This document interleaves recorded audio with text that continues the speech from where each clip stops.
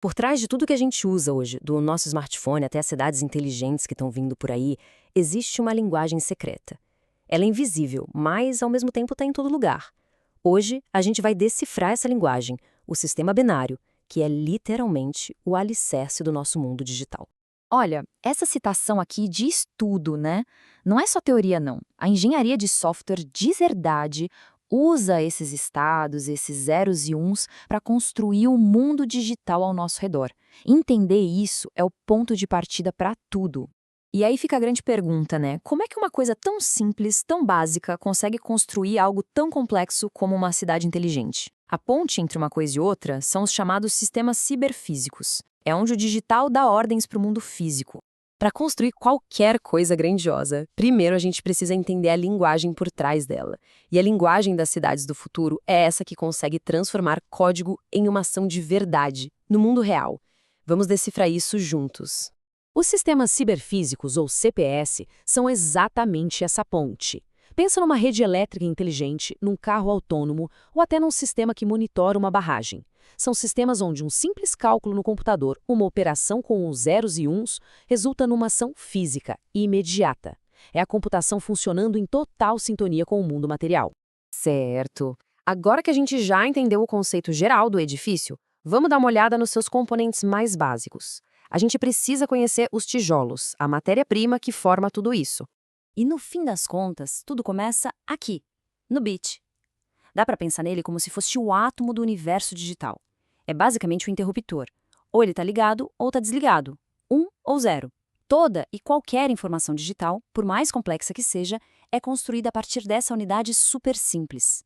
Ok, se a gente juntar 8 desses bits, a gente tem 1 byte. E a escolha por 8 bits não foi por acaso, não. Esse era um número perfeito para representar todos os caracteres da tabela ASCII, sabe? Aquela que padroniza letras, números e símbolos. De forma bem simples, um byte é a menor gavetinha de memória que o computador consegue encontrar. E aí, a gente chega na palavra, ou word. Se o byte é a menor porção de memória, a palavra é o pedaço de dados que um processador consegue, digamos, mastigar de uma vez só. E o tamanho dessa palavra depende da arquitetura.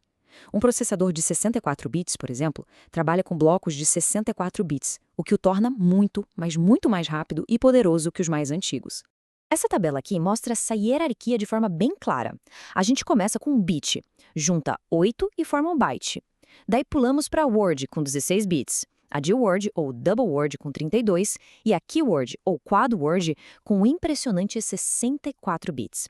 Cada degrau dessa escada aumenta o poder de processamento e a quantidade de informação que a gente consegue representar.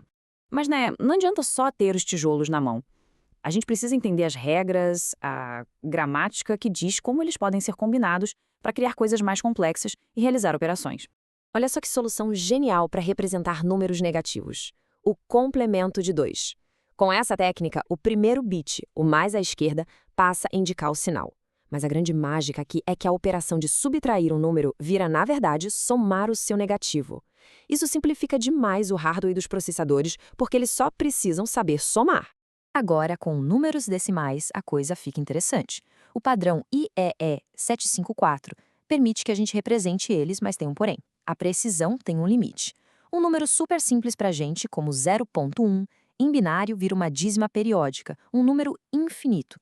O computador é forçado a arredondar, e isso gera errinhos. Erros que, se forem se acumulando, podem ter consequências bem sérias. E esses pequenos erros podem parecer bobagem, né? Um errinho de arredondamento, qual o problema? Bom, o problema é que quando os fundamentos do sistema binário são mal interpretados em sistemas críticos, as consequências podem ser literalmente desastrosas. 370 milhões de dólares. Esse é o preço de um único bug de software. Um erro que nasceu de um mal-entendido sobre esses conceitos que a gente acabou de ver. Esse foi o voo de estreia do foguete Ariane 5. O desastre todo foi causado por um erro de overflow, um estouro.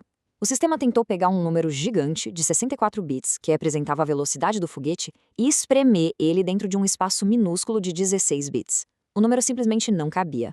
A conversão deu erro, o software travou e o foguete se autodestruiu 37 segundos depois de decolar. Outro perigo bem sutil é o endianness. Basicamente, é a ordem em que os bytes de um número são guardados na memória. O problema é que arquiteturas diferentes podem ler essa ordem de jeitos opostos. Nesse exemplo aqui, um sensor Little Endian manda a informação de 1 grau Celsius. Se um sistema Big Endian lê esses mesmos bytes sem fazer a conversão certa, ele interpreta o valor como 16.700.000 graus. Imagina o caos que isso causaria num sistema de alarme de incêndio. A história do Ariane 5, apesar de trágica, nos ensina uma lição que vale ouro. Um bom profissional de engenharia não apenas sabe programar, mas entende profundamente esses fundamentos para construir sistemas que sejam seguros, eficientes e confiáveis de verdade. Vamos ver um exemplo prático em Internet das Coisas, a tal da IoT. Enviar dados em formato de texto, como JSON, gasta muito espaço. A palavra temp, as chaves, as aspas, tudo isso ocupa uns 15 bytes. Agora, em formato binário, a mesmíssima informação pode ser enviada com só 2 bytes. Para um aparelho que funciona com bateria, essa diferença é brutal, impacta diretamente a vida útil dele. Isso nos leva a uma técnica super poderosa chamada bitmasking. Dá uma olhada nesse exemplo de um bueiro inteligente. Em vez de usar um monte de bytes para cada status, a gente pode usar os bits individuais de um único byte para representar vários status: tampa aberta ou fechada, sensor de gás ativo, nível da água, bateria baixa. Com um byte só, a gente monitora 8 condições diferentes. Isso é eficiência levada ao extremo. Então, o que a gente tira disso tudo? Basicamente, 4 regras de ouro para quem projeta esses sistemas. Primeira, sempre use o menor tipo de dado que couber a informação. Segunda, fique de olho nos limites dos números de ponto flutuante. Terceira, sempre cheque os limites para não ter overflow. E quarta, sempre que puder, prefira protocolos binários. Dominar essas regras é o que faz a diferença. E a gente encerra com essa reflexão. Cada linha de código, cada escolha sobre o tipo de dado, por menor que pareça, tem um impacto. Entender o poder e, claro, a responsabilidade que vem com a manipulação desses zeros e uns é isso que define a engenharia que vai construir um futuro mais inteligente e seguro para todo mundo.